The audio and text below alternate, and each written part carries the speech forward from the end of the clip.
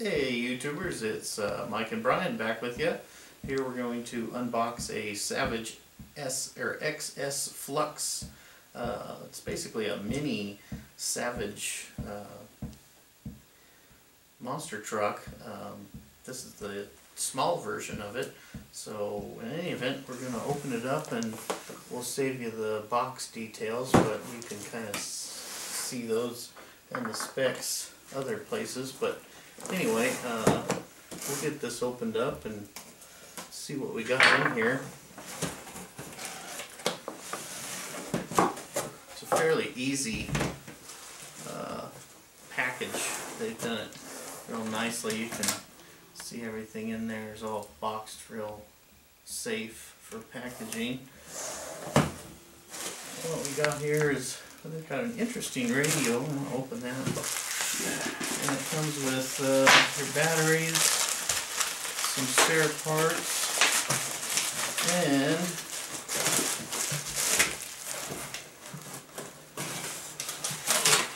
the truck is a lot smaller than a 10th scale would be. You want to grab that little mini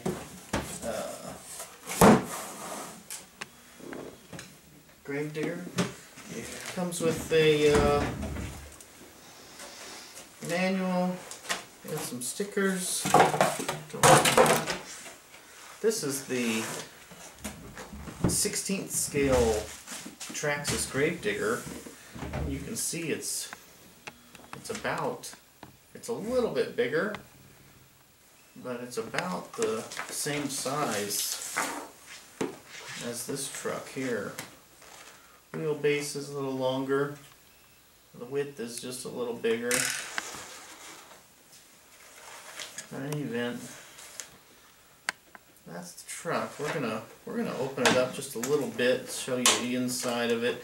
This has got a Castle Creations brushless motor system in it, which is extremely overkill for this size of car. If you could get right in here, you can see they call it a Vector. It's basically just a rebadged Castle Creations speed control and motor. Here's your speed control here. You get a pretty good look at that. What we're going to do is we're going to do some things to this a little different than what most people do. This car's extremely powerful, and it's got a lot more motor than it can really handle. Let's see that radio. This radio is a little different than what we've seen. I don't know. I think it's complete cheese. Yeah, it's kind of a weird looking radio. You know, it feels okay. But it's I don't know. It screams cheese to me. It's pretty toy grade, you know. We're gonna probably put that in some other car. It's still a 2.4, which is neat, but I don't know. That thing's kind of. It's kind of. I think it's kind of cheeseball radio. It's kind of cheese, but we can fix that. We usually put a Fly Sky in, which isn't a real high dollar radio or anything, to say the least. But at least it's got a lot of options. Yeah, it's better than that. So we got it covered. Looks like it takes 1, 2, 3, 4 batteries, so that's not too bad. Batteries go inside here. You get a close up of that. Back off just a little, kind of see in there that it takes 4 batteries, AA. But there again, yeah, that's a pretty and this just slides in there, maybe like so.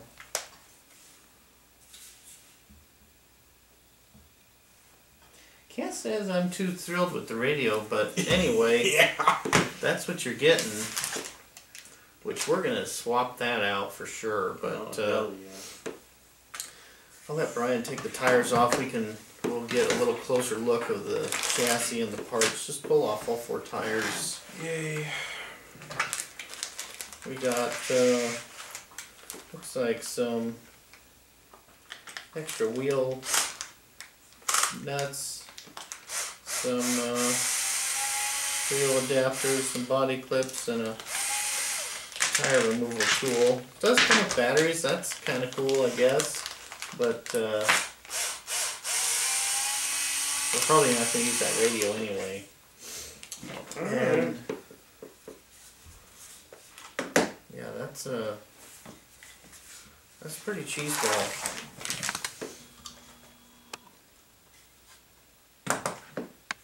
It comes with, it looks like aluminum wheel hexes on here, so that's pretty decent. Yeah.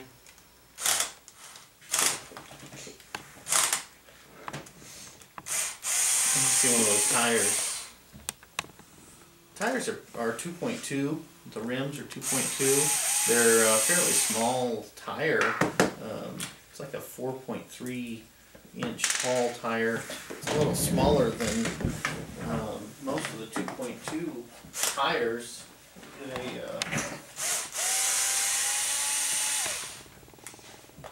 see here.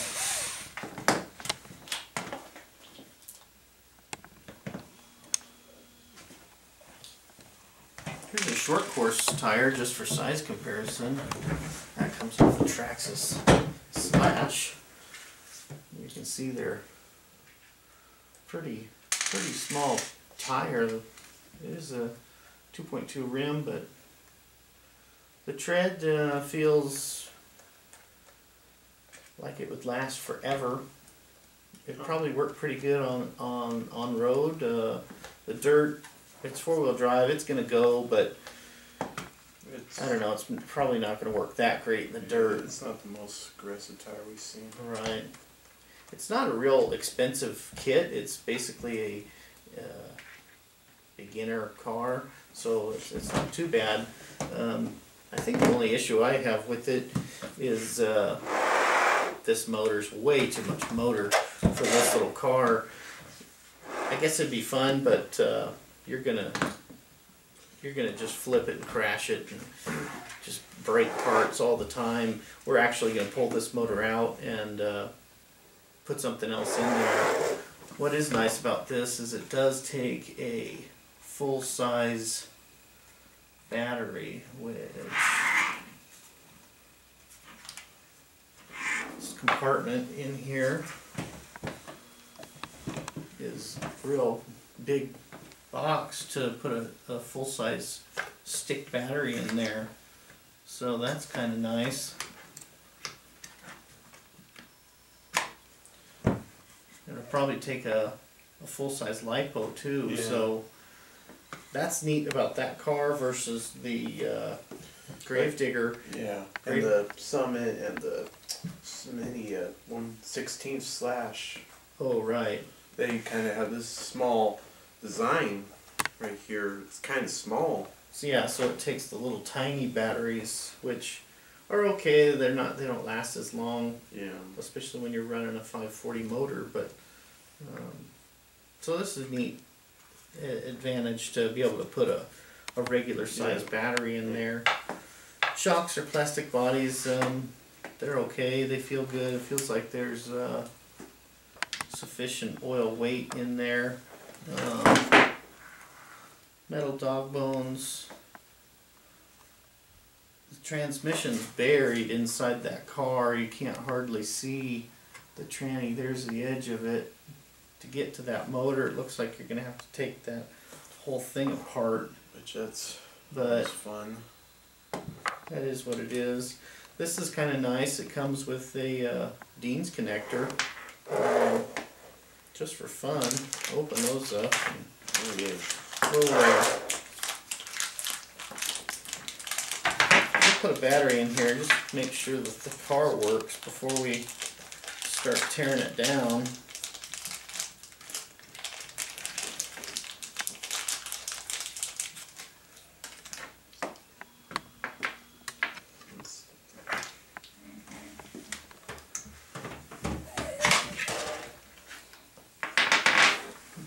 clips have a interesting locking piece here that holds the clip down so the battery doesn't fly out.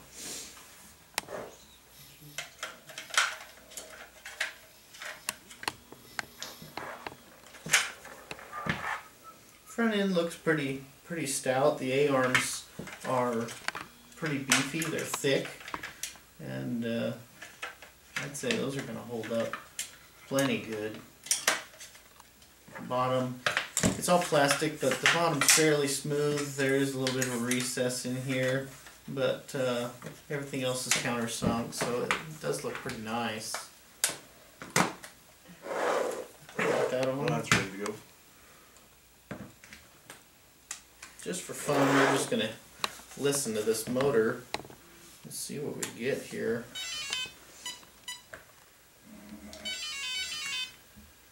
That's typical tone from Castle Creations speed control and motor. Anyway, do a little bit of radio check there. The steering servo sounds decent. It's, I'm sure, not anything real powerful, but it sounds good. There's a fan on the ESC. You can hear that running. And we'll give it some gas and see what it does here. That's going to be a lot of power on that thing. Probably too much for the car to handle.